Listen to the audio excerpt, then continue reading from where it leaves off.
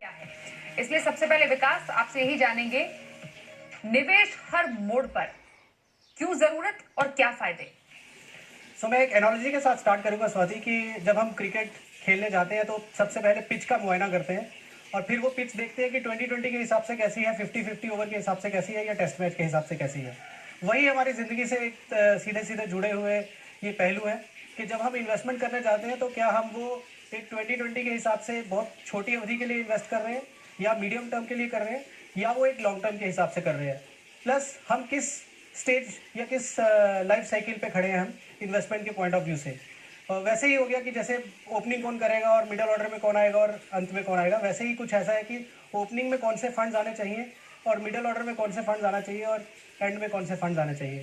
तो इससे हम इस चीज़ की आगे डिस्कशन बढ़ा सकते हैं कि फाइनेंशियल प्लानिंग क्यों इंपॉर्टेंट है, क्योंकि financial planning end of the day हमारे कुछ लक्ष्य हैं जो हमें हासिल करने हैं ज़िंदगी के अलग अलग पड़ाव पे, और उसको देखते हुए हम कुछ इन्वेस्टमेंट शुरू करते हैं और क्या वो राइट फंड्स हमने राइट टाइम पे लिए ताकि जब हमें उसकी ज़रूरत हो वो हमें हासिल हो।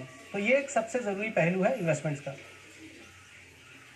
ओके, तो लक्ष्यों की समीक्षा करने में काफी मदद होती है। कैश फ्लो आप कैसे बनाएं, उसको मैनेज करना, महंगाई के हिसाब से निवेश और उम्र के हर पड़ाव में स्ट्रैटेजी बनाने में आसानी।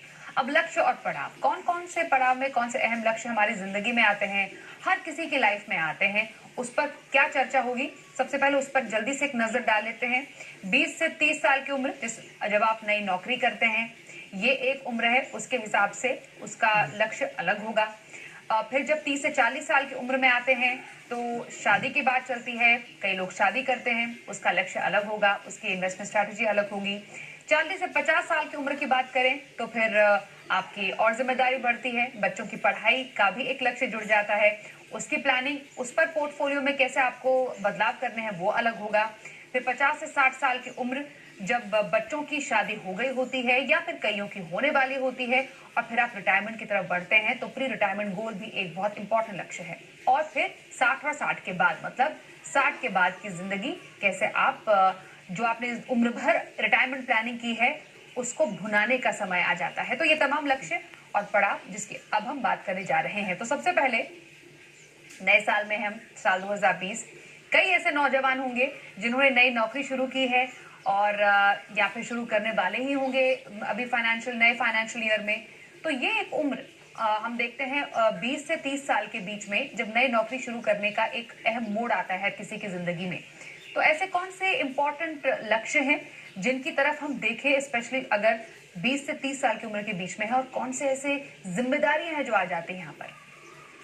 जी, अब जैसे आपने बोला कि 20 के 30 के पड़ाव में एक ऐसा होता है कि पढ़ाई खत्म हुई है और रफली 25 साल का हम ये लेके चलते हैं कि 25-26 साल की उम्र में जनरली हर कोई अपनी पढ़ाई खत्म करके हायर एजुकेशन करके जॉब शुरू करता है। और वहाँ पे जो सबसे पहला जो जहन में चीज़ें आती हैं वो आती है कि मुझे अपने शौक़ पूरे करने हैं। जो एक एजुकेशन के टाइम पे एक स्टूडेंट सोचता है कि मैं जैसे ही पढ़ाई ख़त्म करूँगा, जॉब शुरू करूँगा, तो मैं एक बाइक लूँगा या मैं एक कार लूँगा।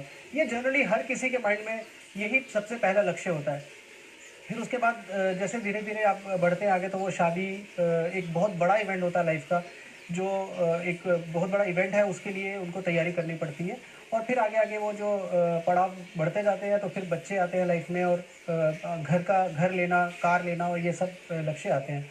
बट यहाँ पे मैं थोड़ा सा स्वाति वापस उसमें जाऊँगा कि एक जनरल परसेप्शन होता है कि अगर आप यंग हैं आप पूरा पूरा इक्विटी में डालिए, ये करिए, और फिर अगर आप बहुत ओल्ड हैं तो आप पूरा डेट में डालिए। तो मैं थोड़ा सा आपका समय लूँगा कि ऐसा ज़रूरी नहीं है, बिकॉज अब मैंने जैसे बात किया कि 20 और 25 साल की कोई उम्र का है और उनको अगले 1 साल या 2 साल में शादी करनी है, तो क्या पूरा पूरा इक्विटी में डाल दें? नहीं, क्योंकि अभी उनका एक इमीडिएट गोल आ रहा है जो शादी का हो गया या कार लेने का हो गया या बाइक लेने का हो गया, क्योंकि ये गोल बहुत इमीडिएटली आ रहा है, अगले 2-3 साल में आ रहा है। तो आपको वहाँ कंजर्वेटिव फंड्स लेने चाहिए। तो फिर यहाँ उम्र के हिसाब से आप एग्रेसिव हो जाएं वो ज़रूरी नहीं है। वहीं दूसरी तरफ यदि कोई 80 साल के हैं, सीनियर सिटीजन है और उनके पास में पैसे की कोई तकलीफ नहीं है, अच्छी फैमिली, एफ्लुएंट फैमिली से आते हैं, और जो भी उन्होंने investments over period of time किया है वो केवल उनकी इन्वेस्टमेंट्स है, उनको मंथली एक्सपेंसेस के लिए नहीं चाहिए। तो क्या हमको पूरा उनको डेट में दे देना चाहिए? नहीं, क्योंकि वो पैसा जो है वो नेक्स्ट जनरेशन के लिए है, जो अगले 25 साल वाली होगी, 30 की होगी या 40 साल की होगी। तो अल्टीमेटली उसके बेनिफिशियरी वो लोग हैं। तो वहाँ इन सीनियर सिटीजन को इक्विटी का एक्सपोजर लेना चाहिए। तो मैं ये बोल रहा हूँ कि उम्र के देखते हुए फंड्स की सिलेक्शन नहीं होनी चाहिए, गोल्स को देखते हुए भी फंड्स की सिलेक्शन बहुत इंपॉर्टेंट है। एब्सोल्युटली विकास। अब निवेश स्ट्रैटेजी क्या हो 20 से 30 साल के बीच में? आपने कहा कि यंग शुरुआत की है, नई नौकरी है, अग्रेसिव हो सकते हैं, इक्विटी में एक्सपोजर ज्यादा रखें। कितने परसेंटेज की हम बात करें और इक्विटी में भी अलग अलग कैटेगरीज का एक्सपोजर पोर्टफोलियो में कैसा हो? जी, अब हम ये मान लें कि उनका जो कार लेने का या जो इमीडिएट शॉर्ट टर्म गोल है उसके लिए अगर उन्होंने पैसा साइड पे कर लिया है, जमा कर लिया है और उन्होंने अपना एक रेगुलर जॉब शुरू कर दी है, तो सबसे पहले उनको एक बचत की वो आदत बनानी चाहिए कि मैं मंथली इतना सेव करूंगा। 30% हो सकता है, 40% हो सकता है, डिपेंडिंग कि वो किराए पे रह रहे हैं या अपने पेरेंट्स के साथ रह रहे हैं तो घर की कोई किस्त नहीं है, तो आपकी इन्वेस्टमेंट मंथली जो है वो इवन 40-50% 60% भी जा सकती है, बेसिस आपका लाइफस्टाइल क्या है। नंबर 1। नंबर 2, आप जो पैसा आप लंबी अवधि के लिए, जो आप अभी अगला घर लेने के लिए अगले 5 से 10 साल के हिसाब से ले रहे हैं, वो आप इक्विटीज में डालिए। तो वहां पे मैं ये बोलूंगा कि आपका जो रेशियो है वो 70-30 का होना चाहिए, कि डेट में आपका 30%, इक्विटीज में 70% के ऊपर भी जा सकते हैं। और इक्विटीज में भी आप स्प्लिट करके अगर करेंगे तो मिड कैप एक्सपोजर ज्यादा लीजिए, यानी 50% आप मिड कैप ले लीजिए, 50% आप जो बचा है उसमें से 10-15% आप स्मॉल कैप लीजिए, बाकी लार्ज कैप फंड्स ले लीजिए। तो इस तरीके से वो 10-10, 15-15% के हिसाब से आप स्प्लिट कर सकते हैं। बट पोर्टफोलियो यहाँ अग्रेसिव हो सकता है, बिकॉज आप यंग हैं और अभी आपके जो गोल्स हैं वो अगले 5 से 10 साल में आने हैं। ये छोटा गोल कोई एक कार लेने वाला, गाड़ी लेने वाला, या आपने सोचा है कि जॉब करके इमीडिएटली कहीं ओवरसीज ट्रिप करना है, उसके लिए जो 1-2 लाख रुपए या 4 लाख के अंदर अंदर कुछ चाहिए, तो वो आप जब जमा कर लें उसके बाद जो आपकी इन्वेस्टमेंट्स आए month on month, that should be in equities. बिल्कुल विकास, आप बताइए कि ऐसे कौन से फंड्स हैं जो आप रेकमेंड करेंगे, स्पेशली ऐसे एज ग्रुप को जिसने अभी नई नौकरी शुरू की है और उनको इक्विटी में एक्सपोजर ज्यादा लेना है, तो ऐसे कौन से फंड्स पोर्टफोलियो में सही फिट बैठेंगे? सो जैसा मैंने बोला कि मिड कैप एक्सपोजर ज्यादा होना चाहिए, तो मिड कैप फंड्स में मेरा एसेट मिड कैप फंड है, HDFC mid cap opportunities fund है, कोटक इमर्जिंग इक्विटी फंड है, ये अच्छे मिड कैप कैटेगरी के फंड्स हैं। वैसे ही अगर लार्ज कैप एक्सपोजर जो थोड़ा बहुत उन्होंने लेना है तो वो एक्सिस ब्लू चिप हो गया, SBI ब्लू चिप हो गया, आदित्य बिरला सन लाइफ फ्रंटलाइन इक्विटी फंड हो गया, या ICICI प्रू लार्ज कैप। तो इस तरह के ये सारे लार्ज कैप कैटेगरी के अच्छे फंड्स हैं, ये ले सकते हैं। स्मॉल कैप में SBI स्मॉल कैप लीजिए या निपॉन स्मॉल कैप लीजिए, ये अच्छे फंड्स हैं। ओके, तो कुछ फंड्स जो विकास पुरी बता रहे हैं कि आप कहां पर अपने पोर्टफोलियो में डाल सकते हैं, उनमें एक्सपोजर ले सकते हैं, स्पेशली अगर आपने नई नौकरी शुरू की और 20 से 30 साल के बीच में है। तो अब अगले पड़ाव पर आते हैं, उम्र का अगला मोड़, जब शादी की तैयारी शुरू हो जाती है। अब तो हमें पता है कि अब लाइफस्टाइल के हिसाब से कईयों की शादी हो चुकी होती है 20 to 30 के बीच में, कईयों की स्टार्टिंग 30s में होती है। बहरहाल 30 to 40 का टाइम शादी और जिम्मेदारियां बढ़ी, तो ऐसे में कौन से लक्ष्य हैं जिनको ध्यान में रखते हुए प्लानिंग करनी चाहिए? जी, सो लेट 20s या अर्ली 30s आप बोले, या 30 से 35 बोले मैक्सिमम में भी। अगर ट्रेंड देखें आप, मेट्रो सिटीज का ट्रेंड देखें, इवन Tier 2 सिटीज का ट्रेंड देखें, तो 30 ±1-2 ईयर्स में सबसे ज्यादा शादियां होती हैं। और इस टाइम पे सबसे अहम और जरूरी चीज जो आपकी लाइफ में फाइनेंशियल प्लानिंग के हिसाब से आती है, तो इमीडिएटली टर्म प्लान लेना बहुत जरूरी है, बिकॉज अब आपकी रिस्पॉन्सिबिलिटी बढ़ना शुरू कि शादी होते ही सेविंग इंडेक्स आपको बढ़ा देना चाहिए, कि मतलब आपने जो 20-25%, 30% जो आप सेविंग कर सकते हैं, मैक्सिमम जितनी कर सकते हैं आप उतने ज़्यादा से ज़्यादा सेविंग करिए।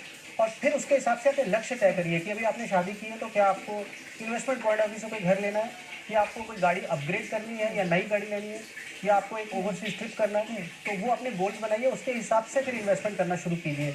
अगेन इन्वेस्टमेंट स्ट्रैटेजी में ये होना चाहिए कि जो आपके शॉर्ट टर्म गोल्स हैं, यदि आपने पैसा जमा नहीं किया तो फालतू खर्चा ना करें तो बेहतर है, अपने गोल को थोड़ा आगे बढ़ा दीजिए। तो जैसे मैंने बोला कि आपको एक गाड़ी अपग्रेड करनी है, तो इमीडिएटली आपको 4-5 लाख रुपए की ज़रूरत है, आपके पास में सिर्फ 2-2.5 लाख रुपए है, तो प्रेशर में आके अननेसेसरली उसको एक्सपेंडिचर को ना बढ़ाएं।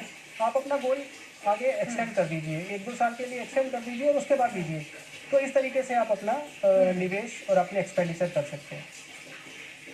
बिल्कुल, तो 30 से 40 साल की उम्र के बीच में आपने सही बोला कि टर्म प्लान लेना बेहद ज़रूरी है। अपने हेल्थ इंश्योरेंस में या मेडिक्लेम में अपनी स्पाउस का नाम ऐड कराना, बोथ हस्बैंड या वाइफ उनका नाम ऐड कराना बेहद ज़रूरी है, और घर के ज़रूरी खर्च का बजट बनाना बेहद ज़रूरी है, क्योंकि जिम्मेदारियां बढ़ती जा रही हैं। और प्लस और भी कई सारे ऐसे जो आपकी चाहते हैं उनको कितना आप डीले कर सकते हैं।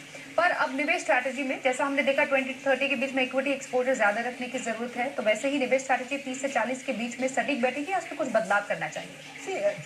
इवन वो मेंटेन कर सकते हैं 70-30 वाला, बट थोड़ा कंजर्वेटिव होना हो तो 65-35 कर लीजिए। बिकॉज 35 मैं इसलिए बोल रहा हूँ कि डेट साइड में जो आप इन्वेस्टमेंट अपनी लो ड्यूरेशन फंड या अल्ट्रा शॉर्ट टर्म फंड्स में या लिक्विड फंड्स में करेंगे तो थोड़ा, क्योंकि अभी आपकी रिस्पॉन्सिबिलिटी, आप अकेले नहीं हैं, 2 लोग हैं, और अगर आपकी बेटर हाफ जॉब नहीं करती है, आप सिंगल अर्निंग मेंबर हैं, तो आपका सेविंग थोड़ा आपको बढ़ाना चाहिए। तो वो सेविंग बढ़ाने के हिसाब से आप इन्वेस्टमेंट लिक्विड फंड में थोड़ा सा मे बी 4-5% आप मंथ ऑन मंथ ज़्यादा करिए, तो वो 65-35 की ratio will be ideal scenario. और यहाँ पे मिड कैप 50-50 ना करके आप थोड़ा सा मिड कैप 40% ले लीजिए, बाकी का जो आपका बचता है वो आप फिर अपना लार्ज कैप फंड्स में कर दीजिए और स्मॉल कैप फंड्स में कर दीजिए। सो थोड़ा सा जो एग्रेसिवनेस है पोर्टफोलियो की वो थोड़ी सी कम कर देनी चाहिए। तो ये एक चेंज है जो मेरे को लगता है कि 30 से 40 के बीच में होनी चाहिए। ओके, और पोर्टफोलियो में फंड के लिहाज से कुछ बदलाव या फिर जो फंड लिए हुए हैं उन्हीं को आगे कंटिन्यू करके और उसमें कुछ और अपने नए लक्ष्य के हिसाब से, जिंदगी के नए मोड़ के हिसाब से फंड ऐड किए जा सकते हैं? करेक्ट। तो जैसे हमने ये बोला कि उनके फर्स्ट स्टेज में आप मिड कैप 50% जा सकते हैं, तो अगर हमने बोला कि नेक्स्ट 10 ईयर्स में आप मिड कैप को 40% कर दीजिए, तो आप क्या करें, जो मंथ ऑफ मंथ एसआईपी इनकी जा रही है, तो मिड कैप वाले अमाउंट को चलने दीजिए। और क्योंकि बाय द टाइम आपकी सैलरीज भी इंक्रीज हो गई होगी, तो जो एडिशनल इनफ्लो आना शुरू होंगे तो आप लार्ज कैप फंड में या थोड़ा मल्टी कैप स्ट्रैटेजी में इंट्रोड्यूस कर सकते हैं, उसमें एक्सपोजर बढ़ा दीजिए, तो ऑटोमेटिकली आपका मिड कैप का एक्सपोजर कम हो जाएगा। सो ये ज़रूरी नहीं होता कि आपने किसी एक कैटेगरी के एक्सपोजर को कम करना है।